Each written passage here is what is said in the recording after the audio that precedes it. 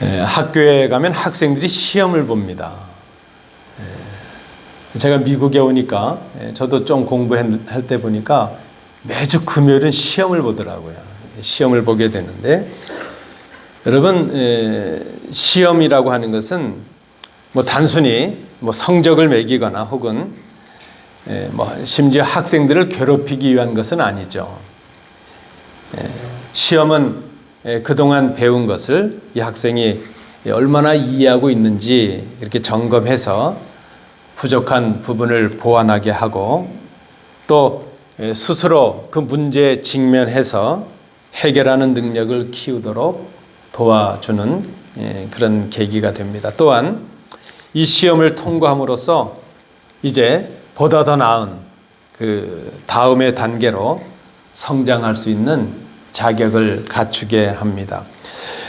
고대 세계에서도 보면 기록에 보면 그 왕의 모든 아들들은 왕이 되기 전에 그 왕위에 오르기 전에 반드시 그 적절한 시험을 통과해서 왕위에 대한 그 자격을 증명해야 됐다고 합니다. 성경에도 보면 여러분 아시는 아브라함, 이삭, 야곱, 또 요셉, 모세, 그리고 세례 요한이나 또 제자들, 그 사도 바울 같은 사람들, 그 성경에 나타나는 모든 그 믿음의 영웅들, 위인들도 그 맡겨진 바 사역을 감당하기 전에 시험을 통과했던 것들을 우리가 보게 됩니다. 이제 메시아로서의 사역을 감당하시기 위해 준비하시던 그 예수님의 마지막 단계, 마지막 준비 단계도 바로 사탄의 유혹이었던 것을 오늘 본문을 통해서 우리가 봅니다. 첫 아담, 창세기에 나타나는 첫 아담이 간교한 사탄을 만난 것처럼 두 번째 아담이신 우리 예수님께서도 역시 사탄의 유혹을 받으십니다. 아담은 완벽하고 아름다운 동산 그 에덴에서 모든 것을 갖춘 채 사탄을 만나게 됐지만 예수님은 고독하고 또 황량한 그 광야에서 그것도 40일 동안이나 굶주리신 채로 사탄을 만나십니다. 아담은 유혹에 넘어졌습니다. 그래서 온 인류를 죄와 죽음에 빠지게 했습니다. 그러나 예수님은 이 유혹에서 승리하심으로 온 인류에게 죄 사함을 주셨고 생명을 주셨습니다. 우리가 잘 알고 있는 이 예수님께서 겪으셨던 이 유혹의 이야기, 이것은 그저 성경책에만 기록되어 있는 단순한 과거만의 사건은 아닙니다. 오늘 우리가 이 땅을 살아가면서 우리 각자가 매일매일 마주하고 있는 그 유혹과 시험의 이야기이기도 합니다. 오늘 본문에 나타나는 이 사건은 예수님의 사건임과 동시에 바로 우리들의 사건입니다. 여러분은 유혹을 받으신 적이 있으시죠? 또 시험을 받으신 적도 있으시죠? 어쩌면 지금도 우리 성도들 가운데는 유혹에 노출되어 있고 시험을 받고 계신 분들이 있으실 것으로 생각이 됩니다. 물질적인 유혹이 있을 수도 있죠.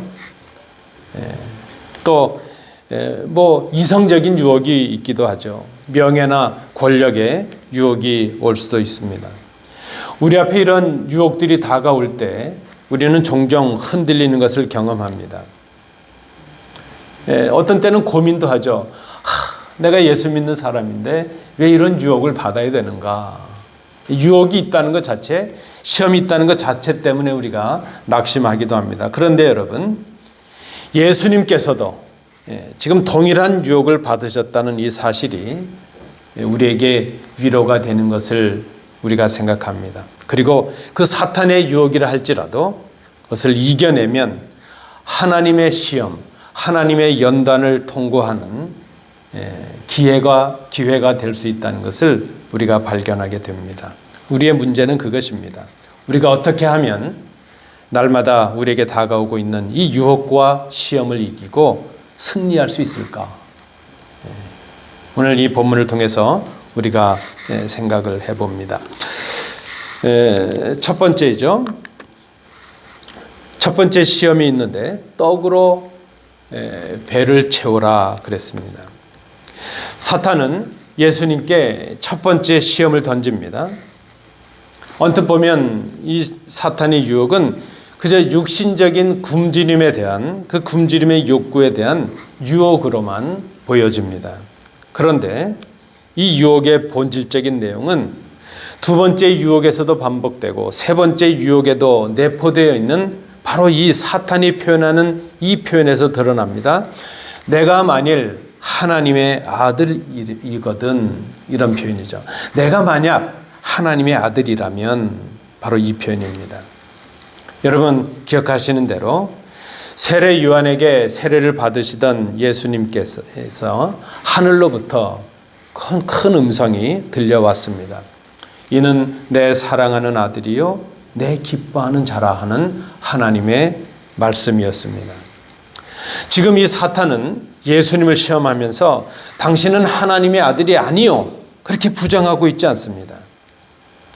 사탄은 지금 예수님이 하나님의 아들이라는 것을 인정합니다. 다만 하나님의 아들이라는 특권과 그 능력을 이용해서 내가 지금 필요한 것, 그 자신의 육신적인 필요를 충족시키라 그렇게 유혹하고 있습니다.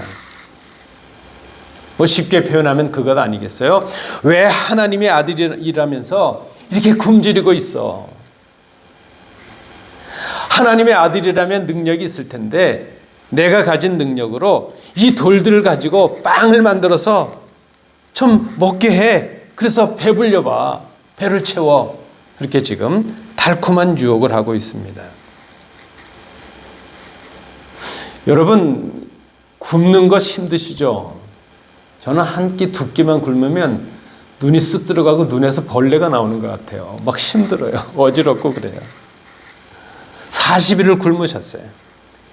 인간적인 욕구가 가장 강하게 작용했던 그 순간, 40일을 굶주렸던 그 순간에 예수님은 사탄의 유혹을 받으셨습니다. 먹는 것 가지고 유혹을 받으십니다. 우리는 돌들로 빵을 만들 수 없는 사람들이지만 예수님은 친히 능히 그 돌들로 빵을 만드실 수 있는 능력도 있으십니다. 이것이 얼마나 큰 유혹이었을까요?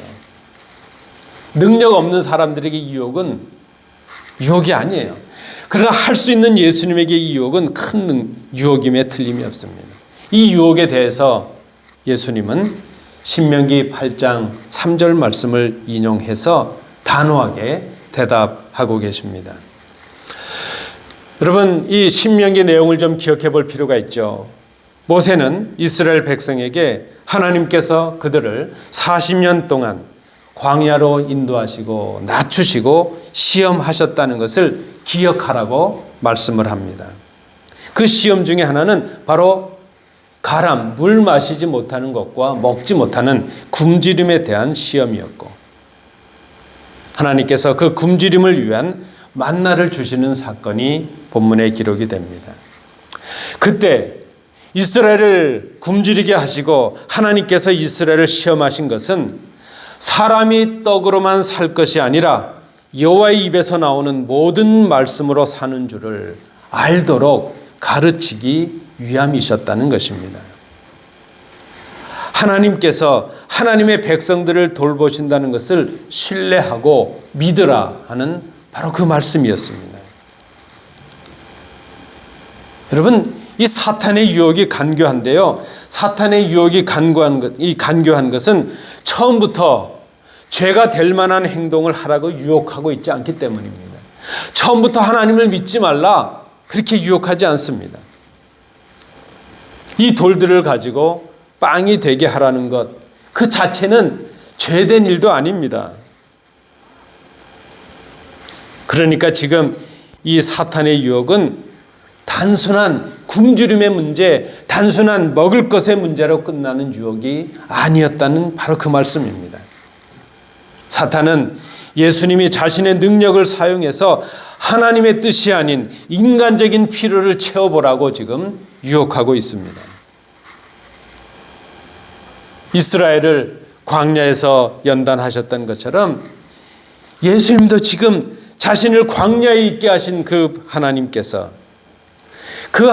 자신을 먹이실 것이고 자신에게 공급해 주실 것을 신뢰해야만 했다는 것입니다.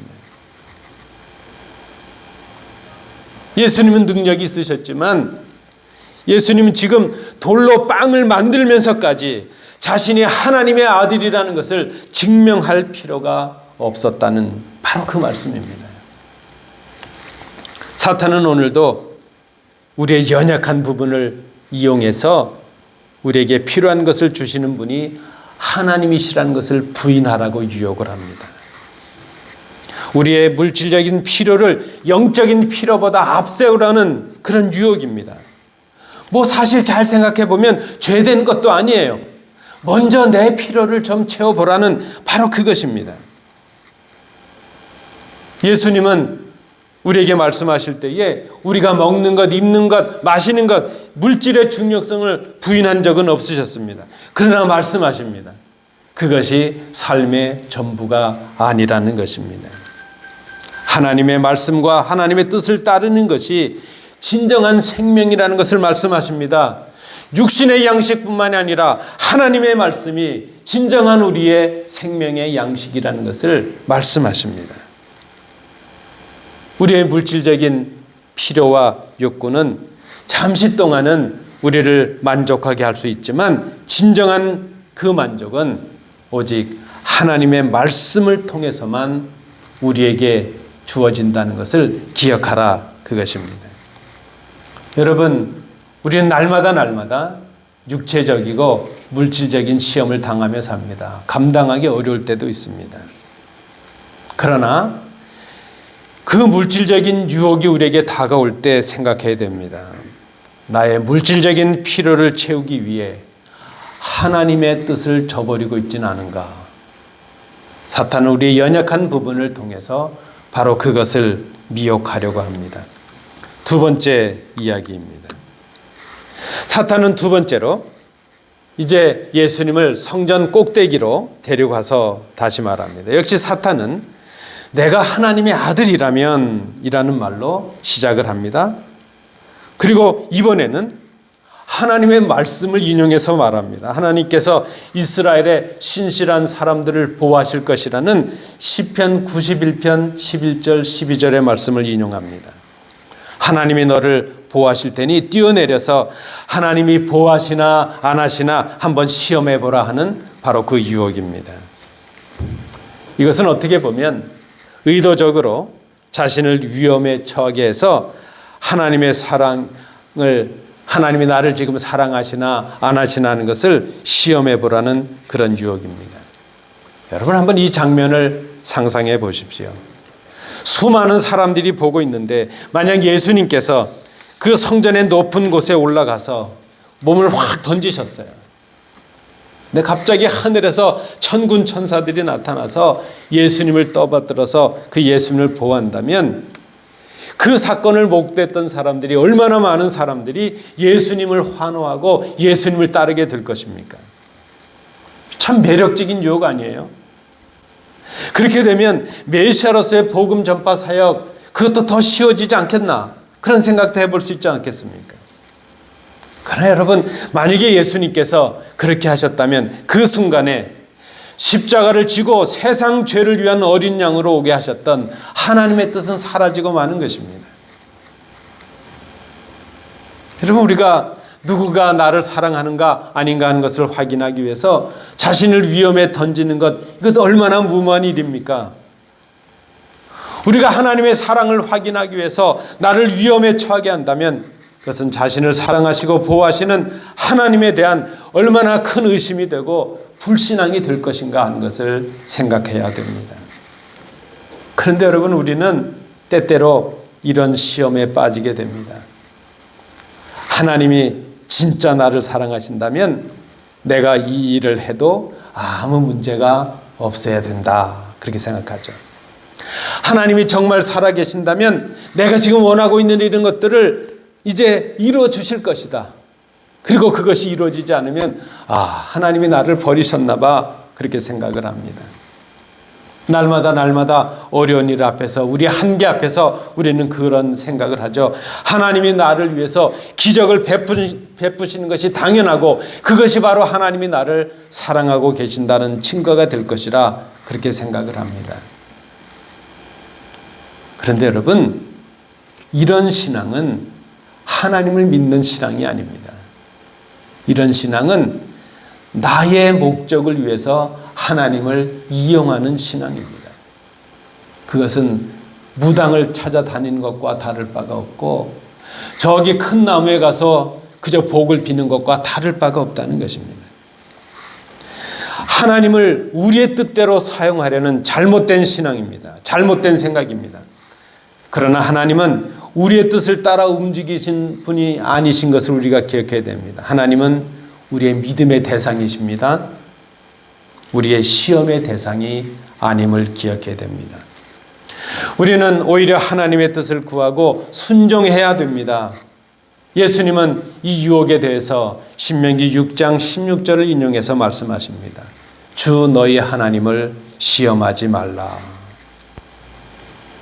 예수님은 지금 그 사탄의 유혹 앞에서 하나님의 뜻을 따르는 것이지 하나님을 우리의 유리한 조건에 맞게 시험하는 것이 아니라는 것을, 그것이 바른 신앙이라는 것을 우리에게 분명히 보여주고 계십니다. 여러분, 사실 우리가 정말 사랑하고 신뢰하는 관계가 된다면 그 사랑과 믿음을 굳이 증명할 필요가 없습니다. 가령 연인들이 있다고 한다면 이런 표현 좀 그런데, 자기 나 사랑하지? 안 해? 사랑을 증명해봐. 자꾸 그렇게 얘기하면 이미 그거 문제 있는 거 아니겠어요? 정말 사랑하는 관계라면 증명할 필요가 없는 것이죠. 그냥 느껴지는 것이고 그냥 신뢰하는 것이죠. 하나님은 우리의 믿음과 순종을 원하십니다. 하나님은 우리가 하나님을 시험함으로 우리의 사랑을 증명하기를 원하지 않으십니다. 우리를 향하신 하나님의 사랑을 증명받기를 원하지 않으십니다. 우리가 하나님을 시험함으로 우리의 존재나 상황을 증명하기를 원하시지 않는다는 것입니다. 여러분, 우리는 날마다 유혹을 받습니다. 하나님을 시험하고 싶은 그런 유혹입니다. 하나님을 의심하고 있다는 증거요, 하나님을 사랑하고 있지 못하다는 증거입니다. 우리는 그때마다 먼저 하나님의 뜻을 구하고 순종할 수 있어야 될 것입니다. 마지막 세 번째 시험의 이야기입니다. 자, 마지막으로 사탄은 예수님에게 세상의 모든 왕국과 영광을 보여주며 말합니다. 이 모든 것을 내가 너에게 주겠다. 나에게 절하라. 지금 이 예수님의 눈앞에 이제 장차 예수님께서 얻어야 될, 이루어야 될 그 영광의 나라가 한눈에 펼쳐져 있습니다. 그런데 그 영광의 나라의 보좌에 앉기 전에 예수님이 하셔야 될 과정이 있는데 그것은 십자가를 지고 죽으시는 것이었습니다. 그것이 바로 하나님의 뜻이요, 보내심을 받은 예수님께서 걸어가셔야 될 길이었습니다. 지금 사탄의 유혹은 그것입니다. 어차피 얻을 영광인데 지금 그 고난의 길을 걷지 않는 영광을 너에게 주겠다, 그렇게 유혹을 합니다. 어차피 얻어야 될 것인데 쉽게 얻으면 좋지 않겠는가? 바로 그 유혹이죠. 고난과 수치스러운 길을 버리고 쉬운 길을 택하라. 고난 없는 영광을 얻으라. 바로 그것입니다. 저는 이 유혹을 한마디로 그렇게 표현해요. 지름길로 가는 유혹이라는 것이죠. 쉬운 지름길로 가라. 참 매력적인 유혹 아니겠습니까? 그런데 여러분, 이 유혹을 위해서 주어지는 조건이 얼마나 섬뜩합니까? 결국은 이 사탄은 마지막 시험에 와서 자신의 정체를 드러냅니다. 쉬운 영광을 자신에게 줄 테니, 예수님에게 줄 테니 자신에게 경배하고 절하라, 그렇게 유혹을 합니다. 그런데 지금 하나님께서 원하시는 것은 십자가를 통한 영광이었습니다. 오늘 이 땅에 그 쉬운 영광과 성공을 위해서 사탄에게 절하며 머리 숙인 그리스도인들이 얼마나 많은가 우리가 생각할 필요가 있습니다. 얼마나 많은 교회들이, 얼마나 많은 교역자들이, 얼마나 많은 성도들이 이 땅의 성공과 영광을 위해서 양심도 팔고 인격도 팔고 신앙마저도 팔아버린, 그래서 사탄 앞에 머리를 숙인 그런 사람들이 얼마나 많은가. 신앙이라는 이름을 가지고는 있지만, 믿음이라는 이름을 가지고는 있지만 사탄을 경배하며 머리 숙인 우리들의 모습을 우리가 돌아볼 수밖에 없습니다. 여러분, 우리도 그렇잖아요. 세상의 성공과 명예를 쫓고 그렇게 하고 싶은 유혹을 받을 때가 얼마나 많이 있습니까? 그래도 처음에 그런 유혹이 올 때는 그래도 그저 내가 어떻게 하면 신앙을 지키면서 성공할 수 있을까? 그저 그 유혹과 신앙 사이에서 갈등하는 모습도 있고 고민할 때도 있었죠. 그런데 갈등과 고민의 과정을 지나게 되면 어느 순간에서부턴가 사탄을 경배하면서도 신앙의 길을 저버렸으면서도 마음이 편해지는 거예요. 하나님을 경배하기보다는 쉽게 사탄에게 머리를 숙여버리고 맙니다. 돈과 명예와 성공을 위해서 하나님을 이제 차선으로 내려놓는 그런 죄를 범하고 있습니다. 작은 틈에서 시작을 했는데 이제는 하나님을 경배하지 아니하고 사탄에게 경배하는 불신앙의 불신자의 길을 걷게 되고 있다는 것입니다. 여러분 기억하십시오. 그렇게 따라가는 그 길, 그 쉬운 길에는 영생도 없고 구원도 없습니다. 이 땅에서의 만족함도 없습니다. 예수님은 그 유혹에 대해서 신명기 6장 13절을 통해 단호히 말씀하십니다. 주 너희 하나님께 경배하고 다만 그를 섬기라. 여러분 기억하십시오. 우리의 목적은 이 땅에서의 성공이 아니라 하나님께 영광을 돌리는 데 있습니다. 우리가 이 땅에서 성공을 한다 할지라도 하나님 없이 거두는 성공은 성공이 아니라는 것입니다. 예수님은 세상의 유혹을 거절하고 하나님의 영광을 위해 십자가를 지셨습니다. 그러나 십자가를 지시고 죽은 그 예수님을 하나님이 높이셨습니다. 부활하시고 온 세상의 주인이 되게 하시고 구주가 되게 하셨습니다. 오늘도 우리는 더 높은 자리를 구하고 더 큰 성공을 위해서 하나님을 잊어버리고 말씀을 잊어버리고 세상의 방식대로 살아가고 있는, 그렇게 살고 싶은 지름길에 유혹에 빠질 때가 있습니다. 그러나 다시 기억해야 됩니다. 하나님 없는 성공은 모든 것을 얻는 것 같지만 실상은 모든 것을 잃는 그 과정, 그 길이라는 것을 기억해야 됩니다. 다 얻은 것 같은데 지나놓고 보면 다 잃어버리는 것입니다. 예수님은 오직 하나님만 경배하라 말씀하십니다. 오직 하나님만 경배하는 것은 이 땅을 살아갈 때 보면 모든 것을 잃어버리는 것 같습니다. 그런데 하나님만을 경배하는 것은 오히려 모든 것을 얻는 길이 됩니다. 여러분 진정한 성공을 원하십니까? 진정한 성공은 세상의 영광이 아니라 하나님만을 섬기는 삶 속에서 시작이 됩니다. 여러분은 지금 어떤 성공을 추구하십니까? 여러분이 계획하고 여러분이 꿈꾸는 그 성공과 영광의 그 자리에 하나님이 함께하고 계십니까? 아니면 하나님 없는 성공을 이루려고 하십니까? 우리의 성공과 우리의 목표 속에 하나님이 계시는지 아닌지 우리가 정직하게 돌아볼 수 있기를 원합니다. 유혹은 누구에게나 옵니다. 심지어 예수님께도 유혹이 있었습니다. 그런데 예수님은 그 모든 유혹을 하나님의 말씀으로 이기셨습니다. 우리는 유혹을 피할 수는 없습니다. 그러나 우리가 예수님을 본받아 그 유혹에서 승리할 수 있습니다.